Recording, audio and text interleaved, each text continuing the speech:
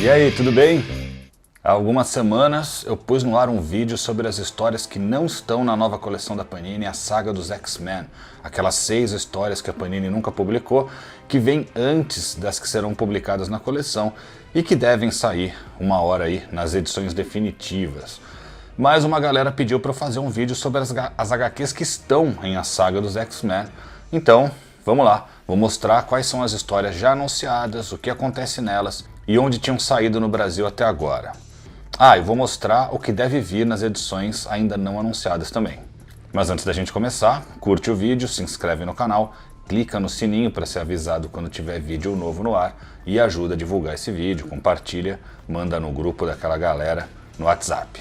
Claro que vão rolar spoilers do que acontece nas histórias aqui, mas são histórias de 40 anos atrás, vocês já devem ter ouvido falar sobre o que acontece, né? E saber dessas coisas só deixa a gente com mais vontade de ter a edição e ler as histórias na íntegra, pelo menos é assim que eu penso. Vamos lá, a primeira história do número 1 de A Saga dos X-Men é a X-Men 168 de 1983. Todas as histórias que a gente vai comentar aqui são escritas pelo Chris Claremont e aqui a gente está na fase do Paul Smith nos desenhos.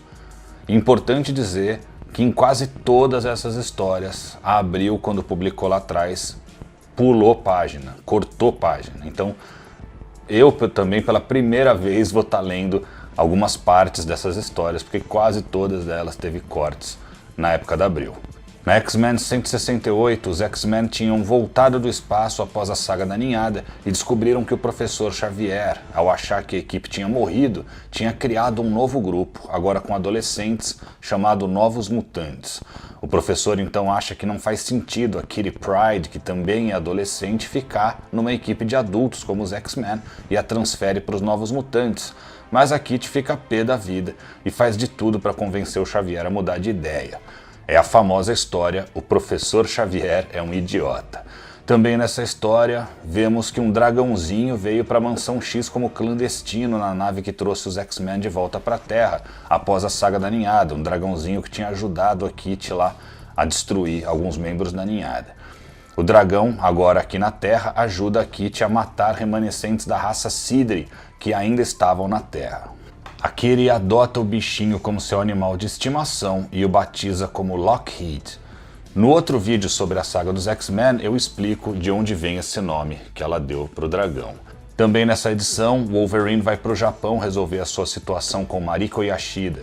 A gente veria as implicações disso na minissérie Wolverine, de Claremont e Frank Miller, que não vai ser publicada em A Saga dos X-Men, mas que a Panini vai publicar em outro encadernado. O Logan ficaria ausente das aventuras dos X-Men por algumas edições. O engraçado é que nessa época, se o Wolverine estava num lugar, não poderia aparecer no outro, né? O que é bem lógico. Mas mais pra frente ele aparecia em 20 edições ao mesmo tempo, todo mês. Ninguém falava nada. O Professor X continuava tentando andar com seu novo corpo clonado no fim da saga da ninhada, mas não conseguia. Ciclope termina com Lee Forrester, o que abriria caminho para a chegada de um novo interesse amoroso, a Madeline Pryor. E o Xavier enfim permite que a Kitty continue nos X-Men. A X-Men 168 tinha sido publicada até agora no Brasil em Super Aventuras Marvel 72 de 1988 e em O Melhor dos X-Men 1 de 1997, ambas da Abril. Aí vem a edição 169, a primeira aparição dos Morlocks. Candy Southern, que é a namorada de Warren Worthington III, o anjo, encontra umas penas das asas dele manchadas de sangue. Ela liga para o Xavier pedindo ajuda, mas em seguida é atacada por Talio, o Brutamontes dos Morlocks. O professor aciona mentalmente o Noturno, que consegue salvar Candy. Xavier detecta a mente de Warren nos subterrâneos de Nova York e manda os X-Men, sem Wolverine, atrás dele. Chegando lá, eles são atacados e presos pelos Morlocks. Kitty é tocada pela mutante Podre, cujo poder é deixar as pessoas muito doentes. A Kitty desmaia e é ajudada por Caliban, o único Morlock que havia aparecido em uma história anterior. No outro vídeo de A Saga dos X-Men eu falo mais sobre isso. Os X-Men descobrem que Calisto, a líder dos Morlocks, prendeu o anjo e quer forçá-lo a se casar com ela. Os Morlocks eram mutantes deformados que viviam nos túneis do metrô, mas Calisto, como vingança, queria se casar com um dos homens mais bonitos do mundo. Também vemos nessa edição que Emma Frost, a Rainha Branca do Clube do Inferno, não morreu na fase do John Byrne, como ficou implícito. Ela só estava em coma, guardada por Sebastian Shaw. A X-Men 169 tinha saído antes no Brasil, nas mesmas edições que a 168. Edição 170, Tempestade enfrenta Calisto pela liderança dos Morlocks.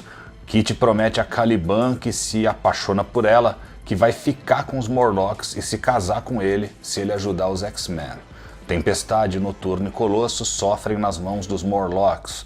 Ororo vê como única saída desafiar Calisto para um duelo até a morte pela liderança dos Morlocks.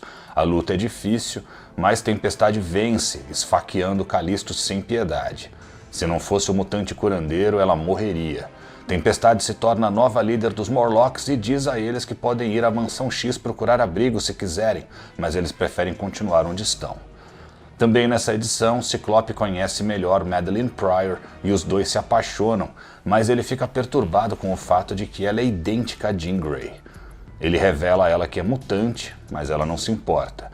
Mística e Sina percebem que Vampira, sua filha adotiva, fugiu de casa.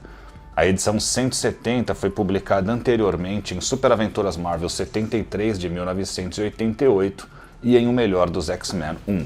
X-Men 171, Vampira se une aos X-Men. Essa edição foi desenhada por Walt Simonson. Calisto jura se vingar de Tempestade. Noturno fica espantado com a frieza de Ororo ao quase matar sua oponente.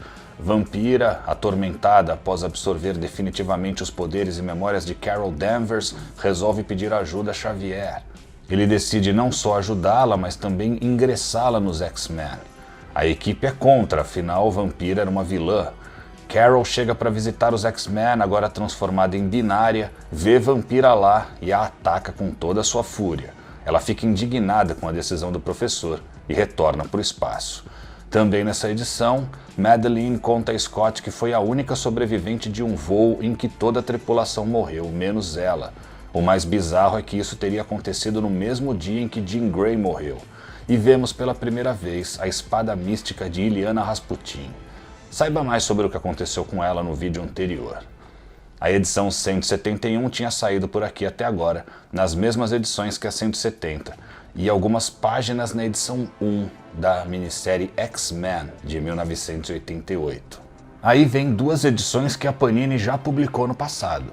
Uma é X-Men 172, os X-Men vão ao Japão para o casamento de Wolverine e Mariko. Essa história se passa logo após o final da minissérie do Wolverine, após ele matar Lord Shingen, o pai da Mariko. Wolverine tem dificuldade em aceitar Vampira como uma X-Men. O Samurai de Prata, meio-irmão de Mariko, aliado à Víbora, decide se vingar de Logan. Mas Yukio, ex-amante de Wolverine, se envolve na treta para proteger o seu amado. A Víbora envenena os X-Men, mas o fator de cura de Wolverine os salva e Vampira consegue se recuperar mais rápido graças à sua invulnerabilidade. Tempestade não bebe o chá envenenado, ela se une a Yukio na perseguição ao Samurai de Prata e à Víbora. Ororo fica fascinada com o jeito inconsequente de Yukio de encarar situações de perigo.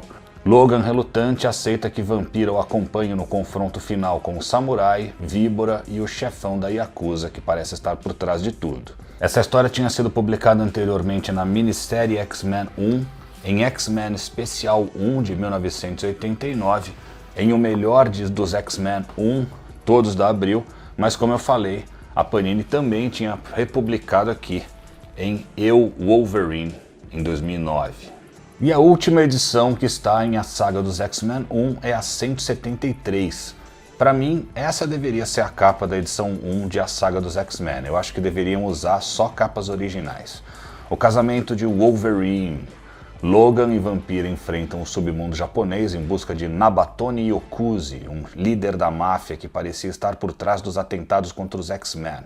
Logan impede que Vampira seja atingida por uma rajada. Ela tenta beijá-lo em agradecimento e ele fica pé da vida com ela, já que um beijo absorveria os poderes dele.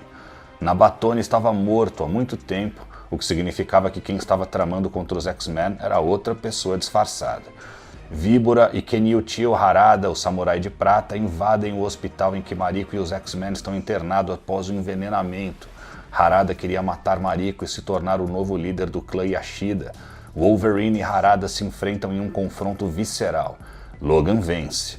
Víbora dispara contra Mariko, mas Vampira absorve o impacto da rajada.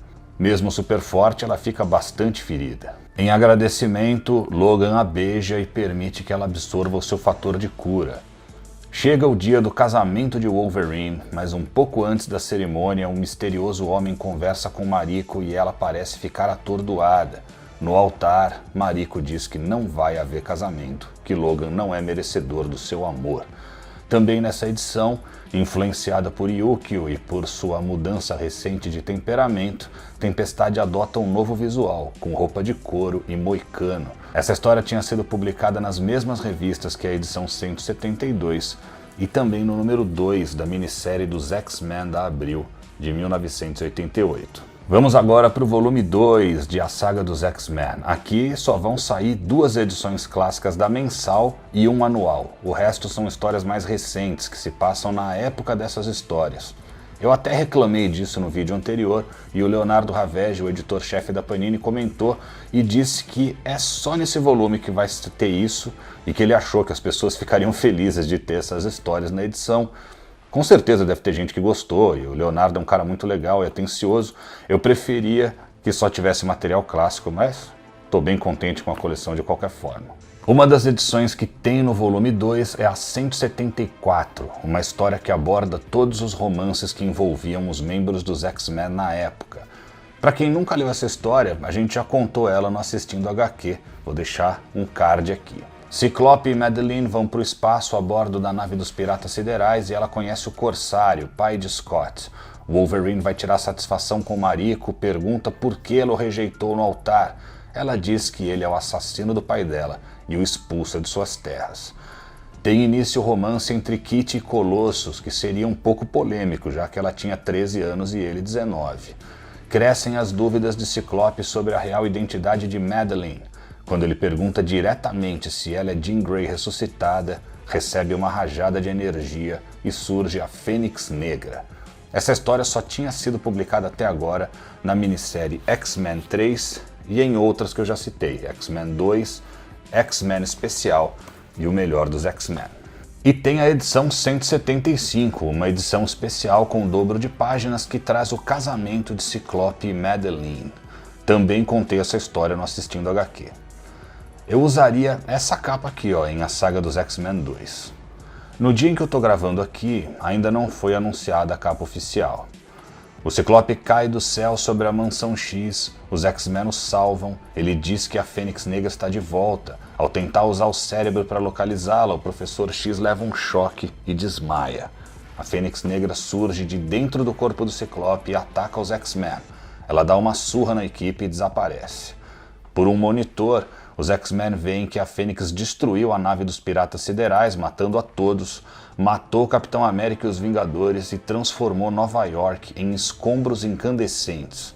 Mas Ciclope acorda e percebe que tem alguma coisa errada. Ele deduz quem está por trás de tudo. Jason Wingard, o mestre mental. Tudo era ilusão. A Fênix, as mortes, tudo. Ciclope tenta avisar os X-Men, mas eles o veem como a Fênix e o atacam. Ele vai então usando seu conhecimento como líder, derrotando um por um, até conseguir provar que a ameaça real é Wingard. O vilão é derrotado e no fim da história, Scott e Maddie se casam. As últimas páginas são desenhadas por John Romita Jr., que assumiria a revista a partir daqui. É o fim da fase de Paul Smith, para mim, a melhor depois da fase do John Byrne. Essa história só tinha sido publicada na minissérie X-Men 4 e nas que eu já citei, X-Men 3, X-Men Especial e o Melhor dos X-Men. E também tem a X-Men Annual 7, em que os X-Men têm que lidar com o Homem Impossível. A história é desenhada por Michael Golden e Brett Blevins. Enquanto tentam deter as maluquices do alienígena de Pop-Up, os X-Men têm como convidados especiais Nick Fury, os Vingadores, Doutor Estranho, Kazar e até a redação da Marvel em Nova York. Vários artistas e editores fazem aparições especiais. Quando essa história foi publicada no Brasil, a Abril transformou os editores americanos nos brasileiros, adulterando textos e desenhos. É uma história cômica que foi bastante mutilada e adulterada pela Abril. Vai ser legal ver a versão completa original. A X-Men Annual 7 só tinha sido publicada no Brasil até hoje, no último número de Heróis da TV. a edição 112 de 1988. Vamos agora para a saga dos X-Men 3, em que começa pra valer a fase do John Romita Jr. A primeira é X-Men 176, Lua de Mel de Scott e Madeline. O casal sobrevoa o oceano em seu biplano, mas eles são atingidos por uma tempestade e caem no mar. São atacados por um polvo gigante, mas Ciclope consegue afastá-lo com as suas rajadas. Eles consertam o avião e seguem. Também nessa edição, Wolverine pergunta para Mariko por que não volta para ele, já que agora já sabe que estava sendo controlada por Jason Wingard. Ela diz que não é possível devido às suas atribuições como líder do clã Yashida. Essa história só tinha sido publicada até hoje em X-Men 1 da Abril de 1988, que foi o início da revista mensal dos X-Men da Abril. Edição 177 de 1984, X-Men contra a Irmandade de Mutantes. O legal dessa edição é que é a arte finalizada pelo pai do Romitinha, o John Romita. O Arcade ajuda a Mística a treinar a Irmandade usando robôs dos X-Men. Colossus, Kit e Noturno são atacados por Blob, Pyro e Avalanche. Pyro usa suas chamas para aquecer muito a pele metálica do Colossus. Em seguida, os vilões jogam nitrogênio líquido nele. Quando Kit o encontra, ele foi transformado em uma estátua toda trincada. Essa história só tinha sido publicada até hoje em X-Men 2 da Abril. Edição 178, final desse arco da Irmandade. Eu usaria essa capa aqui ou a anterior com Wolverine matando a Kit na saga dos X-Men 3. Kit avisa Xavier telepaticamente sobre o que houve com Piotr. O professor decide não avisar Vampira, já que ela era filha adotiva da Mística, mas Wolverine e Tempestade são enviados para o local. Os X-Men enfrentam a Irmandade enquanto Kit invade o edifício Baxter para pegar um equipamento de Reed Richards que poderia salvar Colossus. Na mansão, Mística, transformada em vampira, tenta assassinar Xavier. A verdadeira vampira surge e pede para que a deixem em paz. No fim da história, vemos que a Kit aparentemente caiu de cima do edifício Baxter ao tentar fugir e aparentemente morreu. Essa história só tinha saído até hoje aqui, em X-Men 2 também. Edição 179, Kit vai se casar com Caliban? A queda da Kit do edifício foi um engodo criado por Calisto. Na verdade, eles pegaram uma menina que havia morrido devido ao uso de drogas num beco e Masque, o Morlock cujo poder era alterar feições, a deixou com o rosto idêntico ao da Kit. Para se vingar dos X-Men, Calisto exige que Kit cumpra a promessa que fez a Caliban e fique morando nos túneis dos Morlocks com ele. Wolverine percebe que a menina morta não é Kit ao sentir o seu cheiro. Tempestade, Wolverine e Vampira invadem os túneis e tentam trazer Kit de volta, mas ela diz que prometeu e vai ter que cumprir. Para salvar Colossus, que ainda estava paralisado como uma estátua, Vampira absorve seus poderes e o curandeiro dos Morlocks cura os seus ferimentos. Tudo parece perdido para Kit, mas Caliban a libera da promessa e ela volta para casa. Essa história só tinha sido publicada no Brasil até hoje em X-Men 3 da Abril de 1989. Edição 180, Kit e Tempestade fazem as pazes e os X-Men entram nas guerras secretas. Kit vinha estranhando a Ororo desde que ela tinha assumido seu visual mais agressivo, mas as duas têm uma boa conversa e se reconciliam. Xavier havia finalmente conseguido voltar a andar em uma história dos Novos Mutantes. Ele fica muito feliz, mas continua sendo atingido por fortes rajadas psíquicas sem saber o motivo. Kit faz amizade com Doug Ramsey, o Cifra, que também se uniria aos Novos Mutantes. Cifra tem a idade da Kit, isso deixa o Colossus muito enciumado. Kit e Cifra pegam um avião para investigar a Academia Massachusetts, mas são sequestrados por Emma Frost, que estava de volta. Xavier, Ororo, Logan, Piotr, Kurt e Lockheed vão investigar a fonte das dores psíquicas do professor. Chegam a uma estranha estrutura no Central Park e vão parar no mundo do Beyonder. Essa história tinha sido publicada em X-Men 6 de Abril, em 1989, e só as páginas em que os X-Men entram na estrutura do Beyonder tinham sido publicadas em Guerras Secretas, em 2008, e em Guerras Secretas, edição especial de 2016, ambas da Panini. A última edição anunciada até o dia que eu estou gravando aqui é a 181. Os X-Men retornam das Guerras Secretas. Quando os X-Men foram teleportados do mundo do Beyonder, uma dragonesa que o Lockheed tinha descolado como namorada no mundo bélico entrou junto de repente no teleporte. Isso fez com que os X-Men fossem parar no Japão e com que a dragonesa ficasse gigante, quase um kaiju. Os heróis precisam impedir o monstrão de destruir Tóquio com a ajuda de Solaris. Também nessa edição, Ciclope também retorna à sua lua de mel após batalhar com os X-Men nas Guerras Secretas. Logan salva uma menininha da destruição em Tóquio chamada Amiko. Antes que a sua mãe morra, ela pede a ele que cuide de sua filha. Logan promete que vai cuidar. Amiko seria a filha adotiva do Wolverine por muito tempo aí nas histórias dos X-Men. E o senador Kelly aprova junto ao governo uma lei de controle de mutantes. Essa história foi publicada em X-Men 7, da Abril. É isso que foi anunciado até o dia que eu estou gravando aqui, mas vamos ver algumas coisas que vêm por aí. X-Men 182, uma aventura solo da Vampira em que ela lida com o drama da sua dupla personalidade. X-Men 183, Colossus termina com a Kitty após se apaixonar pela curandeira Zage no mundo do Beyonder. Wolverine resolve dar uma lição nele, mas eles acabam se envolvendo em um confronto com o Fanático. Eu já contei essa história no Assistindo HQ também. Depois disso, Kitty deixa os X-Men por um tempo, vai visitar seu pai e acaba se metendo em problemas no Japão. Isso acontece na minissérie Wolverine Kitty Pryde, que a Panini já sinalizou que deve publicar em A Saga dos X-Men também. É uma minissérie em 6 partes.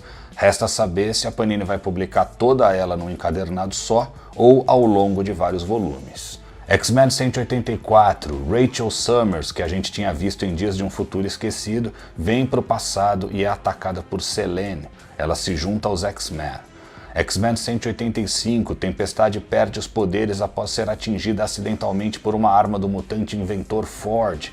X-Men 186, Morte em Vida, uma história desenhada por Barry Windsor Smith em que Ororo se apaixona por Ford e lida com a perda dos seus poderes. X-Men 187, X-Men contra os Espectros durante a Saga dos Espectros, aquela do Rom, o Cavaleiro Espacial. X-Men 188, Rachel revela que é filha de Scott Summers e Jean Grey de uma realidade alternativa. X-Men 189, Rachel e Amara Aquila, a Magma dos Novos Mutantes, contra Selene e o Clube do Inferno. X-Men 190 e 191, Cullen Gath, um feiticeiro milenar, transforma Nova York em uma terra de bárbaros no estilo Conan. X-Men e Vingadores são transformados também e se unem para tentar reverter a situação. X-Men 192, X-Men ajudam o alienígena tecno-orgânico Warlock a enfrentar o seu próprio pai, o Magus. X-Men 193, Pássaro Trovejante parece estar de volta, mas é só seu irmão James, o Apache, em busca de vingança. Primeira aparição da Flama. X-Men 194, X-Men contra Fanático contra Nimrod, o sentinela vindo do futuro. X-Men 195, X-Men e Quarteto Futuro contra os Morlocks. X-Men 196, história vinculada a Guerras Secretas 2. Os X-Men enfrentam estudantes preconceituosos que querem matar Xavier. X-Men 197, Kitty e Colossus enfrentam Arcade. X-Men 198, Morte em Vida 2, outra história desenhada por Barry Windsor Smith. E X-Men 199, Rachel se torna a nova Fênix.